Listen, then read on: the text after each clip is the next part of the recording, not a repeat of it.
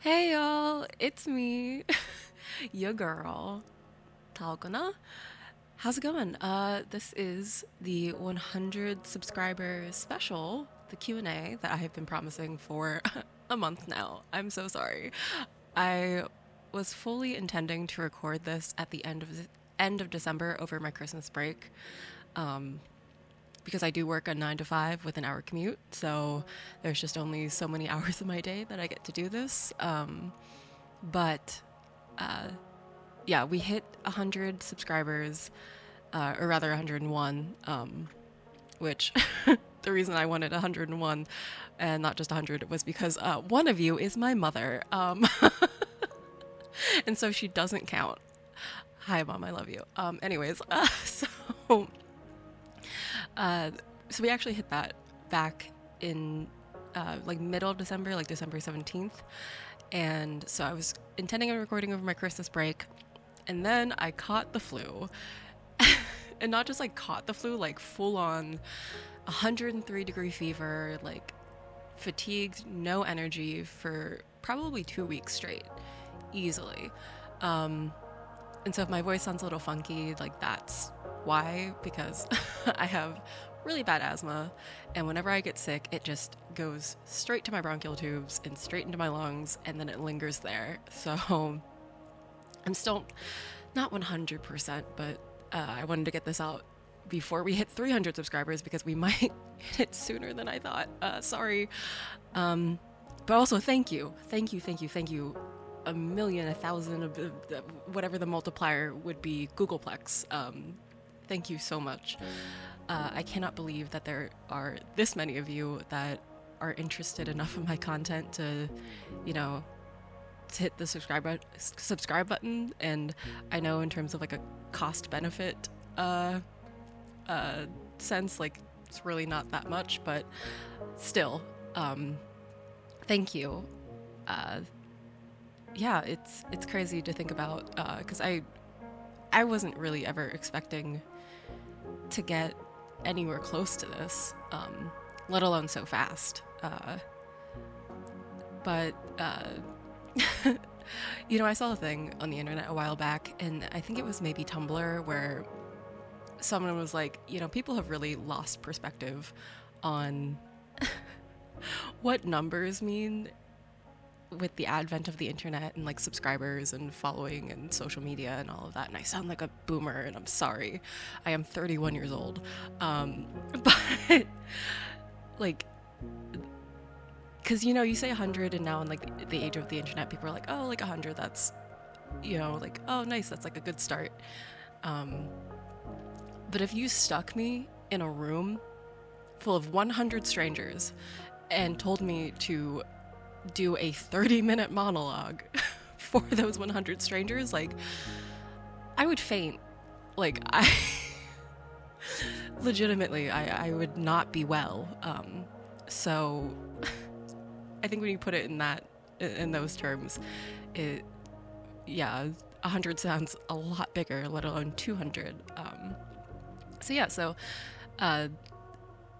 we're gonna jump into the Q&A portion here in a second, but I just want to give you a little heads up for the end of the video, where I'm going to be discussing my plans for the channel, my upcoming content, things and projects that I have been working on and am super excited to release to you guys. So we're also going to be discussing things like setting up like socials. So if you want to have if you want to contribute to that discussion, please stick around to the end of the video, hear my thoughts, and then please give me your thoughts down in the comments, because I'm not good at marketing, so I don't know what people want really. So yes, anyways, we're gonna answer questions. And to start off, I want to just say thank you so much to Anxiously Defiant. All of these questions came from them. So huge shout out to them for giving me the content that I need to make this video. You're the realest. Thank you. But yes, so their first question is, did you ever have a moment where you thought, man, is that really my voice? So yes, absolutely. It happened a long time ago though, like way before I ever started the channel or even thought about starting the channel. And that's because I used to be part of a cosplay group, and we would do skits and perform them live, but we would pre-record the audio and just like lip sync along on stage. And so, yeah, I remember the first recording that we ever did. Like, I was like, ew. Ew, that's unfortunate. That's what I sound like? Like, I'm so sorry, y'all. That's embarrassing. So, yes, I absolutely had that experience. And then I kind of had it again, like another mini revelation whenever I started the channel, because that was, the first time was, back in the early 2010s, and I hit 30, and as the opera singers love to say, your voice doesn't fully mature and settle until you hit 30. So I had to get used to the newer version of my voice where it's a bit lower. I can't reach the heights or do some of the things that I used to do. But I'm told people find it pleasant to listen to, so thank God. It worked out for me, I think. But yes, next question. What do you look for in scripts to do? Really, I'm interested if you look at the technical difficulty versus the dialogue, or if it's just the ones that speak to you. So, great question. And I definitely consider all of those aspects when I'm looking at scripts. But really, what I'm looking for most of all is, can I bring something unique to a character, or can I bring a unique perspective, or can I reinterpret the character in a certain way? And so I'm always looking for scripts where the author is okay with extensive edits, because I spend a lot of time, not like rewriting, but like, changing dialogue to fit my manner of speech. I do a lot of ad-libbing, where I really try to like sit and flesh out a character. Because since I pull all of my scripts from the ASMR Script Haven subreddit, they're public scripts, and I want to have my version be something that is easily identifiable as mine. So even if the script isn't mine, I want to, as a performer and as a creative, bring a unique look at that script. And first of all, I want to shout out those creators, those writers on that subreddit, because they do amazing work, and this channel wouldn't exist without them. So thank you so much to you guys. I always try to put their names in the thumbnails and in the descriptions below. So if you're a creator, or if you're a writer, or if you're just interested in this medium at all, go give them some love, because they deserve it. They really do. So next question. You have done a wide variety of audios so far, thematic-wise. What is your favorite? And it's kind of like asking me to pick a favorite child, really. Because like I said, I spend a lot of time sitting with a character and really trying to get into their headspace. And so I end up feeling very close to all of the characters that I've performed thus far. And so, it's hard to say which one is my favorite. I do have a special place in my heart, though, for the snared and the fairy circle one, because I just love fairy tales. That's been a part of my life and a part of my formative years. And I think that the concept of the fae is so interesting, especially within this medium, because so much of mythology surrounding fairies deals with them, choosing the words very carefully and like striking deals, and like the idea that words have power and promises have power, and that they can serve as like a legally binding contract in the eyes of the universe. And within this particular medium, I think there's a lot to be explored there, in terms of how words have power. So I just think it's like a really natural fit. But yeah, so in terms of my own personal history, I would say I have a special place in my heart for that one. But I love all of my audios. I wouldn't have picked them if I didn't feel in some way connected to the script. But yeah. All right. Oh, okay. Next question. Will you be singing more in the future? Asking for a friend and not my insomnia demon. Yes, 1,000 times yes. I love singing. I did a lot of musical theater growing up.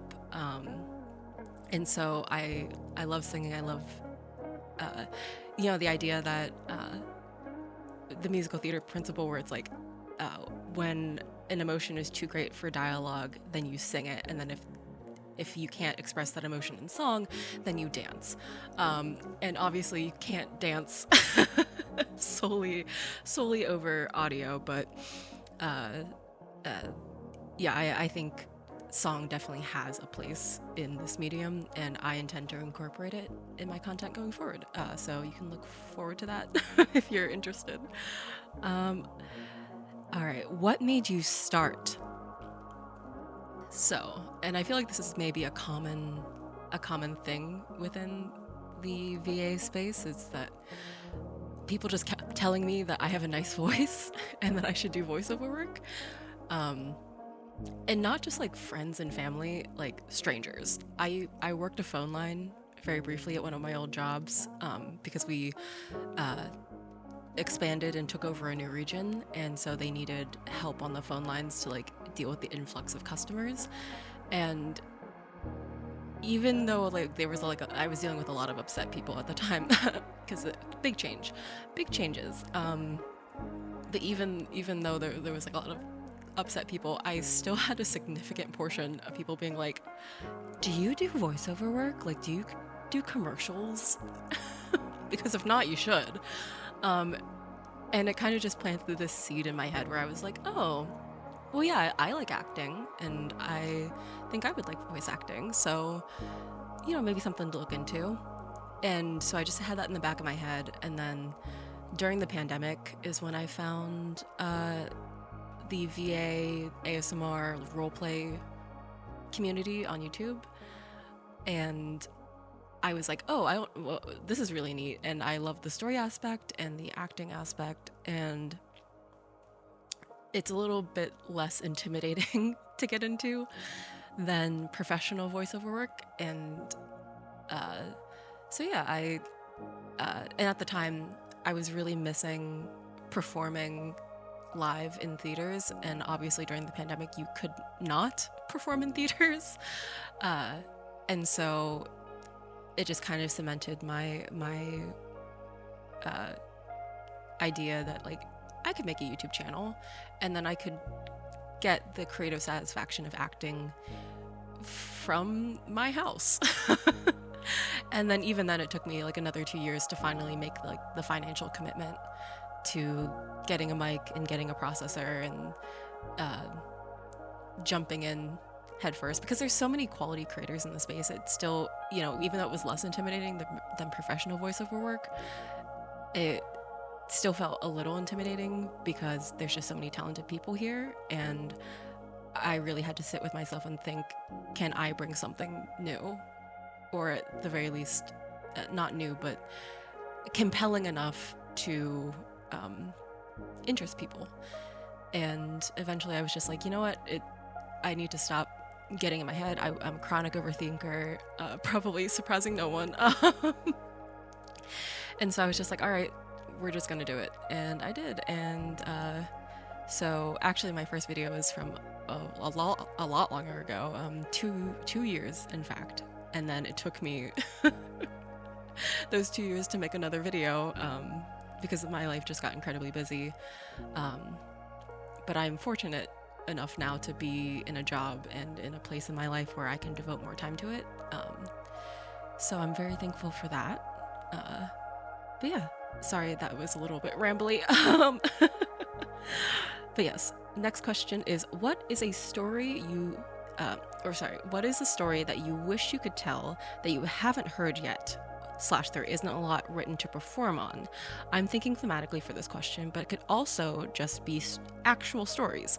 Like, I like stories from the quote-unquote losers in history, or from the quote-unquote villain, if that helps sort out what I mean. Another awesome question. And so this is definitely, my answer is definitely defined by my lived experiences. And so I would say just good nuanced media regarding adoption and asexuality.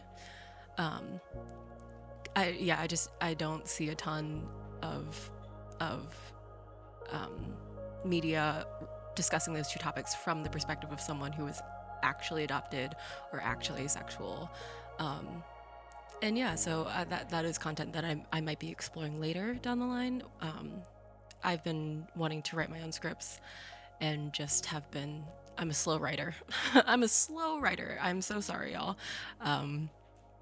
But one day I would like to tell a story that includes those two things, or, just one or the other. Okay. Nice, easy question. Is your avatar an OC of yours, or do I just not get it? She is an OC. I drew her expressly as a avatar for this channel, and for me on this channel. I've named her Hallow, as an HALLOW. Partially because, the story I have her in my head is that she's like a tiefling who was a wizard's apprentice, and then there was a spell that went wrong, and she got resurrected as not a revenant. What's the other one? I'll think of it later. But yeah, so she got resurrected as like a hollow. I think that's what it's called, a hollow. So her name is both a play on that and the fact that I created her very close to Halloween. So yeah, that's my girl. I think she's so cute. I love tieflings. Okay, next question, completely unrelated. What is your favorite seasonal flavor? Figured I should break up the probing questions with something else. And by seasonal flavor, I mean like go to DQ and there's a limited time only flavor like s'more or pumpkin spice or peppermint, etc. And it is so funny that you ask that, because this feels so specifically targeted to me. It's crazy. It feels like you read my mind. Because I am 100% the target audience for seasonal flavors and stuff like that. I'll try anything once, really. And I like to shake things up in my routine and, add a little. And trying a seasonal flavor isn't like crazy different, but I love a silly little promotional coffee or whatever.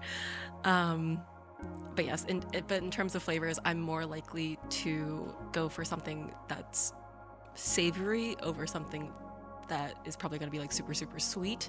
So if it's like a caramel something, I might not go for it unless it's like a salted caramel to kind of like cut through that sweetness. But yeah. What is the most boring trope that you see in writing that is immediately a no-go? And this might be controversial. I might get flack for this, but this is my honest opinion. I would say most yandere, because this is also going to really expose my age. I'm an old anime fan, like old, and so I feel like the term yandere has gotten overused to the point that it really means nothing now in the space. Like, it went from being something kind of like very specific, I feel, where it was like a character that is so obsessive over, and it still kind of has those elements, but I don't know, I felt like it feels like there was a bit more dimensionality and like specificity to that trope. And now it just kind of gets used for like any character that is maybe a little bit unhealthily toxic or obsessive towards the protagonist. And I find a lot of times yandere is like overly romanticized in this space in a way that I think is a little uncomfortable. There's definitely good representations of yandere where I feel like they're very complex and interesting, but yeah, 9 times out of 10 I see yandere and I'm just like, okay, here we go again. All right. Ooh, what stories are undertold in any space? I would say, just as a whole, nuanced female characters, especially when it comes to like quote unquote less attractive emotions like anger or disgust or rage. I feel like there's a beautification. If you're interested in reading on it further, I would recommend, there's a neat article called hold on, let me find it. It's like the beauty of female pain or something like that. Female. I'm literally Googling this right now. I'm so sorry. I'll probably cut this out, but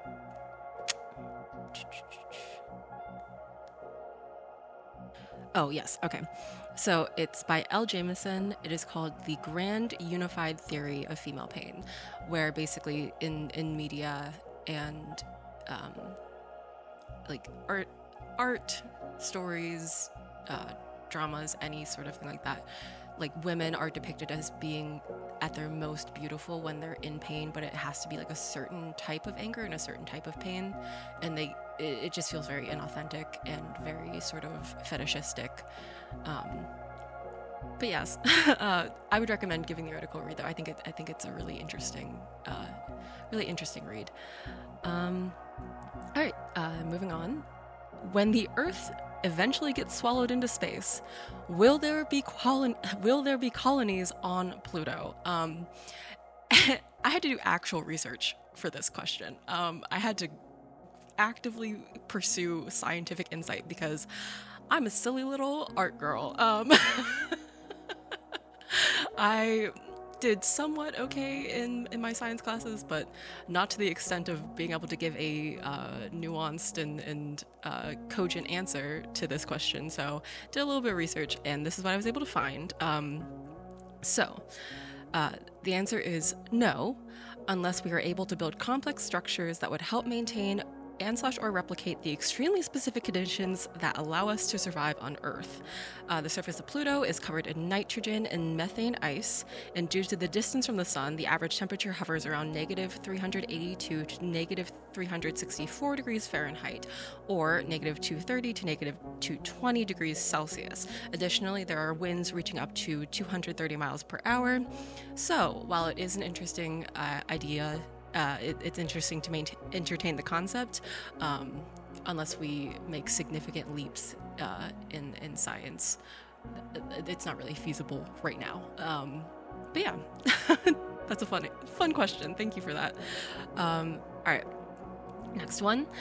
If you could delegate one part of your creation process to someone else, editing, marketing, etc., what would it be? Easy answer, marketing, 1000%. I am probably the least trend savvy individual that you could ever meet. And I've just always kind of been unconcerned by people's or the public's opinion. So reading trends and like figuring out like what the general public is interested in is really hard for me. Second is definitely writing, because as I said earlier, I'm really slow at that. And I would definitely consider myself to be an artist above like an actor and above like a writer, because I started off in the art sphere. I went to school for fine arts, and then I was working on my master's in illustration when the pandemic hit. So I think I'll always consider myself to be an artist first and foremost. And so I don't think I could ever give up like my thumbnailing. Definitely that is a portion of my creative process that I am very particular about. Same thing with editing. So those are the two that I am closest to. And then like actual writing and then definitely marketing are the least. Okay. If the aliens decide they want to check on their experiment that is Earth, what message would we give them? Send help. Send help. You should have checked on us like, I don't know, like 40, 50 years ago, because we're having a rough time. Okay. Last two questions, and then we're going to get on to the channel plans and schedule and all of that fun stuff. How much world building is too much world building? In my opinion, it's not so much too much world building. I would say there is successful world building and then less or unsuccessful world building. So what I mean when I say that is that if the author has a concept that they want to execute and they don't have the accurate like world building to justify like why things are the way that they are in that society or world, it feels a little thin. And then I feel like there's sometimes definitely media where you can tell that the author just liked a trope or liked a storyline and just was like, I'm gonna do it again. But I'm not going to think about the implications of what any of this means, or like putting these certain tropes together. So yeah, that's what I mean when I say successful versus unsuccessful world building. All right, and last one. Of the ones you have done so far, which do you wish was a series? This is actually I have actually gotten permission from the original author to continue this story, and it's the cyberpunk medtech one, because I just had so much fun voicing her. She's very New York, like she's very city girl New York, like, God, what do you want? And I just have a lot of fun with that accent. And in terms of like the story and relationship between the speaker and the listener, I think there's a lot to explore there. I think there's a lot of potential in terms of like shared trauma and, obviously the impetus for these two becoming friends is a deeply traumatic event for the listener. And so I would like to explore what precisely that means for the relationship going forward.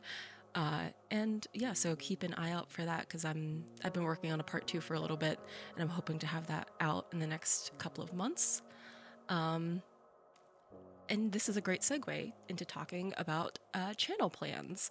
So that's a series that I'm building. I've also been working on writing my own scripts with friends and just solo. I have a lot of collabs coming up. One of the biggest and most concrete is a comedy script that I worked on with Gamma Rights that we're hoping to turn into a series, and we've pulled in a lot of creative, talented individuals. I'm really excited to share it with you. And then other big thing, and I'm going to be making a post about this in my community tab, but I have been invited to join a D&D campaign that is going to be streamed starting February 8th with Vogue Persona and Really Bored and Numpty VA. And then we have a couple other people that aren't VAs that I think they're mostly mods on Vogue's Discord. But all super chill, very fun people. I'm really excited to play with them. And to, if you're interested in D&D at all, I love D&D. I'd love to share that love with you. So we'll be streaming on Vogue's Twitch starting February 8th. So come check it out if you have the time. All right, next order of business, upload schedule. So I know I've been pretty sporadic. I apologize. But going forward, I would like to commit to 2 videos a month, probably released either Saturday or Sunday. So every second and fourth weekend of the month, I would like to have a video out for you guys. And then I'm gonna try to, if I get thrown off my schedule, definitely give you guys a heads up, let you know that things have changed, but that's how I'm hoping it'll be going forward.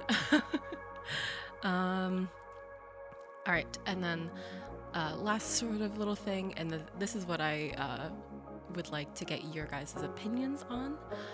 It's socials. So I've been toying around with the idea of starting a Discord and starting a Patreon. So let me know if that is if that's of any sort of interest to you. And then in terms of the Patreon, what sorts of rewards you would be interested in signing up for? What would make you want to commit monetarily? Because I think I will always be a little uncomfortable with the idea of taking people's money for my creative pursuits. It's just something that, I don't know, just in the back of my head, I think is always going to be a little weird for me, because I feel that this is a hobby and this is for fun, and I don't know, taking money for it, I think fundamentally changes your perspective on a thing. So but yeah, if you guys are interested though, I will do it, and let me know what sorts of rewards or content you would like to see on that channel. Yeah, so I have fully rambled for half an hour. Oh my god, I'm so sorry. But I hope you guys enjoyed it, and I hope you liked my answers. Please do not shank me for that yandere answer. Please, I'm begging you. I am a little scared, but I'm sticking to my guns, because, yeah, it's how I feel. And I want to be honest with you guys. So, anyways, I'm gonna wrap up and try to get this out by the end of the day. But I hope you lovelies have a great rest of your day, and I'll see you next time I release a video. I have a fun one coming up. That's what's it called? Like a mind reader that I've been sitting on wanting to do for a little bit. So yeah, that's what's probably gonna be next. But yeah, I'll talk to you guys soon. Looking forward to seeing what the comments say. Thank you. Bye.